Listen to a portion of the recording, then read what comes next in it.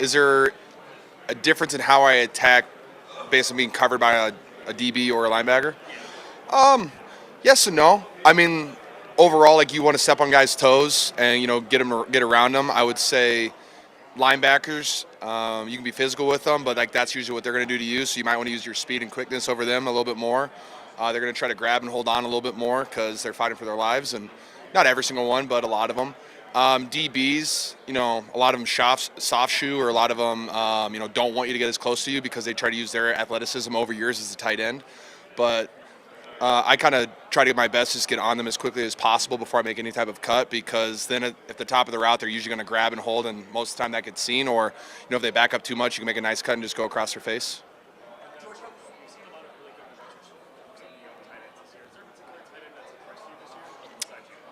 I mean, Sam Laporta, being a rookie, getting second team All-Pro and Pro Bowl stuff, that's incredible. He had a great season, a lot of targets, a lot of catches, a lot of yards, made a lot of big plays for the Lions. Jake Ferguson with the Cowboys, ton of great plays. Hurdling machine, doing an absolutely fantastic job. So those are two guys off the top of my head. Yep. Hi, Grant.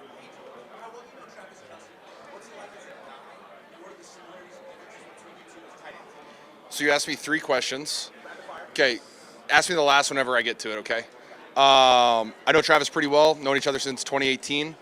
As a guy, I have zero bad things to say about Travis. He's been nothing but completely kind to me, my family. Very generous with his time. One of the coolest things is, me and my family, we have a podcast, and he flew into Nashville just to record it with us and flew out just for fun. Hey, I want to come see your place. He's good friends with my dad. He's just very respectful. So the fact that he went out of his way to do that means a lot to me and my family. And then you asked me, what was the last thing? I think we both have a pretty similar mentality about, we have a standard for ourselves. We want to play at a very high level. I think we both love the game of football. We both love our teammates. We both like to make big plays. We both like touchdowns, stuff like that. Differences, I think we both play tight end, but we just both play it a very different way. But it works for both of us because of the way our offenses are. You have so many weapons. Hi. Hey, George. You have so many weapons on this team. In the NBA, that often doesn't work, but it seems to work here. Everybody, of course, wants to be involved. How was it able to work out the way it has? I think the overall mindset for everybody on our team, especially our offense, well, the whole team, but when it's like you have Debo, IU, Christian McCaffrey, me, Juice, Jawan Jennings, you have all these guys, it's more of a, hey, all we want to do is win. So, spread the ball around, but as long as we're, playing well, moving in the right direction and winning games, everyone's pretty okay with it. And that's what's kind of fun. And you can see also, we had 4 guys over 1,000 all-purpose yards this year. So Coach Shanahan does a very good job of spreading the ball out to us, and obviously, like, Christian's probably the best guarantee for a touchdown every single game, which, as you should be, running back and slot wide receiver. But I think our offense just does a really good job about, having options and giving Brock all those options. Hi. ¿Cómo estás? How you doing? Muy bien. How can you describe the feelings going in the locker room just days away from the big game Sunday? Feelings in the locker room? I think everyone's just excited. We're one of 2 teams playing football in February. We have nothing to complain about. We're all very excited, happy to be here. But we have I think the team has a fantastic focus. We're ready to go, and, Sunday can't get here soon enough. Is there any messages you give to the rookies since you've been there before? To the rookies, don't get too distracted by all the bright lights and just stick to your routine and go play football. Hey George, What's up, man? George to another. What's up, George? If you had the chance to have a one-on-one conversation with anyone in the world, from the past or present, who would that be? Past or present? Teddy Roosevelt. And if you had the chance to win any other trophy but the Super Bowl from any other sport, what sport would it be? Stanley Cup. Thank you. You guys get loud quickly. Relax. Mike, I'm here for an hour. Like, you're all gonna get a question, I promise. Hi, what's up, man? Penn State. We are. I know, I am sorry. What's up, man? No, it's fine. The tight end position. Yeah. Obviously, the last 4 teams all had really great receiving tight ends. So what does that say about the evolution of the tight end position, or the continued evolution, I should say, and how important is it nowadays to have such a good receiving threat at the tight end position? I mean, I think you said it. Like, if you want to win a Super Bowl, if you want to win games, late in the season, having an elite tight end where you can create mismatches and a tight end that's centered and focused in the offense, I think it's huge. You look back at any Super Bowl, like every tight end, you had Ertz with Philly, Gronk, you had Kelce's won a couple. I think Higbee's a really good tight end when they use him. With the Rams. So like every team that's been up there has had good tight ends, and so why not just continue to feed your tight end and go to the playoffs? George, can you imagine? Yes, Mike. Can you imagine like what the life Travis is living the last few months, and how do you think he's handling all of the madness? What do you mean by that? I heard something about him, and Huh. You know what I would say? He's playing in the Super Bowl, and I think at one point in the season he was like, "I'm not having a good season." Well, watch the tape. He's having a good season. Anytime, and while it might seem to all of us it could be a distraction, it might not be to him. I think Travis is a mature man. He knows how to handle his business, and I think he puts football over everything. So I think you could just tell, hey, he's playing in the Super Bowl. He obviously knows how to handle anything going on off the field. can you imagine being in that position? No, I can't grasp my head around it. I can't wait. At some point in the offseason, I'll probably have to grab a beer and talk to him about it. Can I say that? I think so. I'm 30. What's up, man? How would you describe John Feliciano as a teammate and what he brought to your team? Feliciano? Oh, I love John. John's fantastic. What I love about John, one, offensive linemen are my favorite people. They're the most down-to-earth guys. And it's great when you come across an offensive line room. You usually have like one or two pretty grumpy guys that are pretty grouchy most of the time. And then you have some very relaxed guys. And John's just kind of on his own plane entirely, which is really fun. One thing that stands out about him, his entire leg is tattooed in like Nickelodeon cartoon characters. He's got Spider-Man tattooed on him. He's got Pokemon. He's got Pikachu, Squirtle, Bulbasaur, Charmander. So I got and I saw that. I knew we were going to be friends. Anytime I get a chance to hang out with the guy, he's been fantastic. Anytime I offer him, like, hey, John, you want to swing through? He's always there. He's like, yeah, I'd love free food and hanging out with the boys. I'm like, so I like people who are very low key, low maintenance, and I also like on the football field. I think John's a hell of a performer too. He's a competitor. And he really likes to win. He wants to win. And also he played with the Bills for a while. And I've heard nothing but great things about him from anybody that I've ever talked to. George, this for you at revenge. Yes. You promise that you will be back in the Super Bowl? Yes. Yes. Who do you think is the best tight end in the history of the NFL? The history of the NFL? Wow, that's a great question. It's tough because, I never watched Ditka and I never, Kellen Winslow, I didn't really see them plays, but for me personally, tight ends that I watched that really stood out to me, Gates, Gonzalez, Dallas Clark was one of my favorites because he went to Iowa and I followed his whole career. You got to put Travis up there too, just with his success in the postseason. So I kind of love all tight ends, and I don't know who's the best, but I think those guys are probably the top on the Rushmore. What are the keys to win the next Sunday? The keys? Don't turn the ball over, run the ball, and score a lot of touchdowns. Do you have a soccer team in Mexico or just a lucha libre? Just lucha libre, baby. Thank you so much. Yeah, what's up? How do you separate your performance from your identity? My football for my identity. My wife does a good job with that. I just kind of focus on my family life and the things I like outside of it. And I think it is hard, to separate sometimes because 365 days a year I'm pretty focused on football. That's my career. But like I said, my wife does a really good job of just kind of helping me decompress from all the pressure, the stress, anxiety, whatever goes with it, and always reminds me that I am just George and I can go out there and have a fun time. How do you live that out on the field with your opponents? I just attack each day with football because I love it. It's my favorite thing ever. I've wanted to play in the NFL since I was a child. It's my earliest memories, and so it's very easy for me to go out there and attack it every single day. Never really been an issue for me. Thank you. What's up, man? George, so obviously your love for WWE is well noted. If you could take 4 members of the 49ers locker room, create a faction, Yes. you at the helm, Yep. and get one manager from the NFL, who's it going to be? On my team? Yes. On my team. All right, let's see. On my team currently, I am picking, if I'm the top, I'm going to get Trent Williams. And then I'm going to go get, I'll put Nick Bosa on the other side. And then, let's see, I think I would do Dre Greenlaw as my enforcer. You guys got a theme song? Ooh, a theme song? Whatever Trent Williams puts on the mic. Thank you very much. That's a great question. Thank you so much.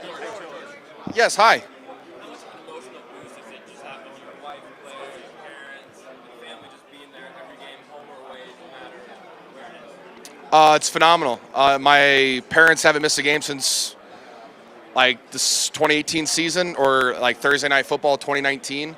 My wife's last game she missed was Baltimore 2019, besides 2020, obviously. But having them around, when you have like your circle around, the people who love you the most, who give you unconditional love and the support, and I get to see them on the sideline, I see them in the stands, I get to see them the day before the game, day of the game, just kind of keeps me grounded, it keeps my head on straight, and it always feels like the moment never gets too big just because I have them to have my back. Yes, hi, man. In the preseason, you said you guys had an understanding that the window could be closing or whatever. Do as much as you can to try to keep the window Sure. open, right? Yeah. Now that you're here and you have this shot, how does that kind of manifest in terms of pressure or just the way, the urgency to get this thing done? I wouldn't say I've thought about that once since you asked me that question, but I understand what you're saying, and I think just the overall sense of urgency to win a Super Bowl is pretty high. And yeah, I mean, I'm not gonna say it's at an all-time high. I'm pretty sure it was pretty high in 2019 as well, like it is every year. But no, I mean, like this has been something we've been trying to get to. We've been to 2 NFC championships before this and lost, and it's like, okay, well, what do you have to do to get over the hump? What do you have to do to get over the hump? Well, we finally won that game. Then it's like, okay, well, what are you going to do to win this game, right? So those are questions that, I'm not going to say that we've sat in meetings and talked about that, but we're very confident in our team. We're confident in our abilities, and we have a very talented football team that you've seen all year. We've been able to bounce back from down some points. So I'm very just confident in this team, and I know that whatever happens, I do believe that we're going to win the football game, but. It's football, and you just hope the ball bounces your way. Yes. The group that you guys have, the nucleus, the guys that have been here, not even just that Super Bowl, but adding Trent, Christian, those guys, you know better than anybody how much this thing can change from year to year. What would it mean to you to get over the hump with that particular group of guys? Well, the cool thing about a Super Bowl is that no one can take it away from you, and that group is remembered forever. And I think that's kind of the coolest thing. Is just like I've had so much fun this year. We've had such a fun team. So many guys have stepped up. So many guys have played at a high level. We have a bunch of Pro Bowlers. We have a bunch of All Pros. And it's just like to be able to secure that and kind of, put on a pedestal. That'd be pretty cool. George, Yes, what's up, man? can you give me your Mount Rushmore of wrestlers? Ooh, is that 4? Yeah, 4. My personal Mount Rushmore, jeez Louise. Let's see, my favorites, you got Stone Cold, you got The Rock, you got Shawn Michaels, and then my other favorite would be Seth Rollins. If you could join any stable historically, what stable would you want to DX. Why DX? Perfect. It's so much fun. I know. Come on, man. What's up, man? What's been the special moment for you so far this season? This season, making it to the Super Bowl has been pretty special. Winning the NFC Championship game. Yeah, and then for me, I see you got all the tattoos. What's the favourite one for you? My favorite tattoo, Hobbs. Yeah, love Hobbs. Just got to. Cartoon for you from there growing up? Or? Yeah, no, it's a comic strip by Bill Watterson, and it's kind of how I learned how to read. I wrote every single day growing up. I read this like the comics in the paper, and this was my favorite one. I've read them all like countless times. Great life lessons, and I have Hobbs on my hand strictly because like I'm Calvin, he's the imaginary tiger friend. It's just, kind of speak everything to existence, create your own reality. Yeah, thank you. Hi, you've been waiting. Oh, hey there. I was hoping to give a shout out to your Canadian fans. Oh, hey, hi, how you doing? Thanks for being fans. Can you tell us who on your team is the best hockey player? Best hockey player? Ooh. I want to put me up there, but I'm not a great skater. I would think I'd be a really good defenseman, though. Just give me a couple weeks to learn how to skate. Besides me, I would have to say, I think Juice would be phenomenal on the ice. Just like very strong, sturdy, can go forever. He's a huge pickleball player, too, so he's got great lateral movement, and he sees the field. Yeah, I'd have to pick Juice. Those are great questions. Thank you for asking great questions. Can you guys, come on, keep up, guys. Yes, ma'am. Hi, I'm Abigail with Bill Reports. Hi, Abigail. How has your experience playing in the Super Bowl loss against the Chiefs influenced the way you lead as a team captain throughout this playoff run? I think just like lessons that I've learned, not necessarily from like the last Super Bowl, just like the whole experience has been, there's a lot of flashing lights, there's a lot of cameras, there's a lot of people who want to pull you in directions, your agent wants to go get dinner with you, your family wants to pull you in a direction, and it's just like, do whatever you can to keep your routine as similar as it has been the entire season, do what's been giving you success the entire season, and don't get distracted by all the lights and the, we are in Vegas. Hotels are cool, the restaurants are awesome, plenty of things out there to go out and do. But you can do all that stuff after the season. It'll be way more fun if you win the Super Bowl, and then everyone will just let you do it for free, probably. Yes. What's up, man? So at GQ, you guys are one of the most stylish teams in all the sports. Thank you. What would you say is 3 of the most stylish guys in the squad? I would say I can't say myself. No, it's okay. I have the best sneakers on the team. See, check these out today. We got the baby bears today. I would say besides me, I'd go with Debo, Trent, and McCaffrey. So speaking of McCaffrey, he did a GQ photo shoot back in 2020. Can I get you to rate his modeling skills? Oh, I've seen this was my caller ID for a while, actually. That's a great one. Where is he? He's way over there. I would love to show him that one. These are fantastic, man. It's just him and his natural. Does he not smile? He smiles a lot more with us, I promise. It's fantastic, though. Thank you for sharing those. Hi, guys. What's so special about the boombox entrance? What makes it so different from anything else? I'm usually at the back of that line, but I do enjoy it. I see all the videos, and like when you have Trent Williams and Debo kind of coming out and like with the music and their swagger, their energy, it's very infectious. And like when you are following like behind those two guys who play at a very high level, and like bring it every single play, it just kind of encourages everyone around them to step it up. It also like kind of gives you this sense of confidence when you see that. And so that's kind of my thing with it. I love it. I don't partake in the front very often, but like I can feel the energy move through the entire team, and that's why I appreciate about it. If you're in the back, do you still dance then? I have my own routine that I do that's probably not dancing, but I get into the vibe. Yes, Mike. Hi, Mike. Do you think it surprises some people who don't know you as well how obsessed with your family you are, and like the whole Kittle family crew being? Yeah, you're not wrong. I mean, I make it a huge goal of mine to keep my family around as much as I possibly can. My dad's like my best friend besides my wife. My mom's fantastic. My sister's great. And it's just like to be able to have them around, and my wife's family's around too. I'd like having people around that love me and care for me, because like I said, there's a lot of distractions in the NFL. The longer you play, the more people know you. There's more people that want your attention, stuff like that. And to have my family around me, that keeps me grounded, but also a sense of unconditional love. It's you guys should try it. It's really fun. I do. What's up, man? So I'm from Spain. I'm from Madrid. Oh, nice, man. I know that you received an Atlético de Madrid jersey. I did. I'll take it. It's my biggest rival. But my question is, on Friday, the NFL is going to announce in Vegas, Madrid is going to host 2025 NFL regular season. Oh, no way. So how do you feel about that? Are you excited to go to Spain? I would love to go to Spain. I had a great time in Mexico City. My sister spent 6 months in Spain. She said it was a great time, so I would love to get an opportunity to go there. The only time I've been to Spain is I went to the airport when I was flying back from Italy. That was about it. But I would love to have an opportunity to go to Spain and enjoy it. But it will be in Real Madrid Stadium. So That would be pretty cool, pretty special, wouldn't it? it will be pretty special. It would be pretty special. I'd love to. Yeah. What's up, man? Do you have a favorite play that you like when Kyle runs? Say again? Do you have a favorite play when Kyle runs? A favorite play that we call? My favorite play that I've had a lot of success on in my career is we call like Ralph Y. Shallow. So it's just like a naked bootleg fake run, and I got to run across the formation, and no one sees me, and I usually sneak along the sideline for 50 yards. That's my favorite play. Yeah, thank you. What's up, man? Taking you back to your What this at first? So go back to your childhood. What's your first Super Bowl memory? Welcome to the Big Ten first. I can't wait to see USC play in December in Iowa and not be able to function. It's going to be pretty funny. Probably still win a lot of games. But my earliest Super Bowl memory, let's see. I would say Raiders and Buccaneers was one of the earlier ones. I remember that because everyone was so like, oh, the Raiders are going to beat the crap out of them. Raiders going to beat the crap out of them. And then it was like, what, 55 to something? That was crazy to watch. You did? The Buccaneers had a safety, pretty well. Dude, that was crazy. I would say that, and then, growing up, any Super Bowl Sunday, me and like all the kids in our area would meet up at the local high school. We'd play football like in a foot of snow. My dad was the all-time quarterback, so like that would always be my Super Bowl memory. And then, quick follow-up. Yeah. It's Black History Month. Do you have a favorite Black History hero? Ooh, let's see, Black History hero. I think the easy choice is Martin Luther King, just because like the coverage and like I learned about that in school and just kind of seeing his speeches and stuff like that and how everybody talked about him. So I always thought that was awesome.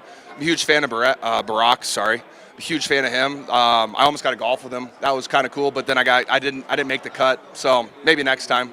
Who made the cut? Who's the surfer? Kelly. Yeah, Kelly Slater. Yeah, Kelly Slater made the cut. I didn't. It's tough. It's tough. He's like a 9-time world champion. Yeah, as he should be. He should make the cut. What's up, man? I'll come back. So last time you were in the Super Bowl, you were mic'd up. Yep. You told yourself, I will be back here. You'll be back with the vengeance. Is that a moment you reflect on in the back of your head? Now that you're back here, you essentially manifested that being back another time. So you're against the same team. Is that something you reflect on, just the journey ever since that moment?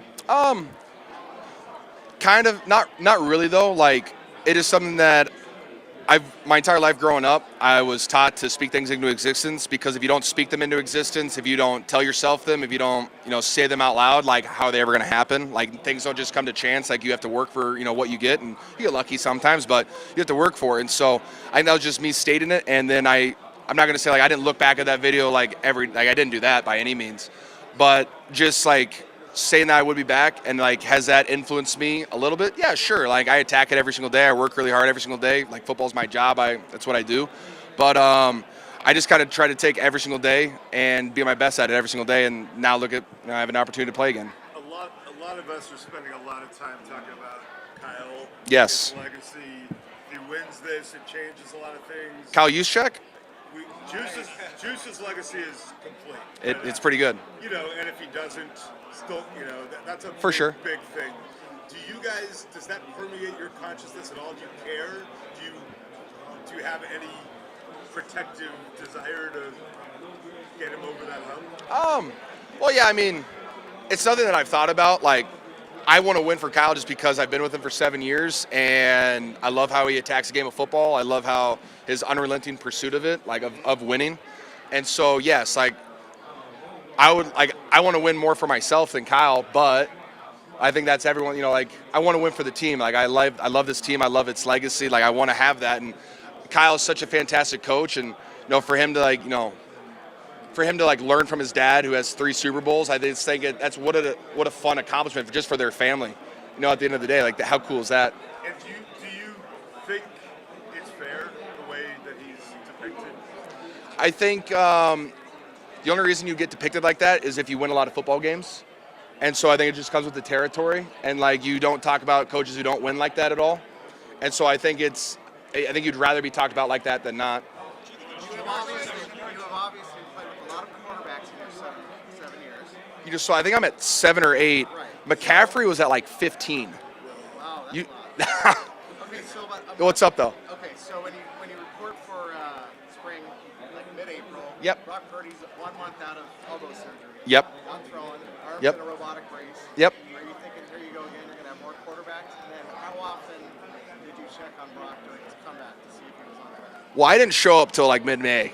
Then that was part of the reason why, because Brock was in an elbow sling. So, no, I mean, like, I had full confidence that Brock was going to be healthy. So, like, and he had full confidence. Our training staff had full confidence he was going to be ready to go. So, I was like, all right, well, you'll throw to me when you throw to me. It is what it is. But wouldn't that have been wild if he wasn't ready? And he said when the season started, he said this is now, that his arm was not full go in week 1. I think he looked pretty good. Yeah, I mean, No, I couldn't tell. I know, like, we did that thing during training camp, like, you only threw like 20 passes or stuff like that. But like I said, like, even like just talking to our training staff did a hell of a job. Like, they created his entire rehab program. Like, they didn't follow anyone else's. Like, they made it.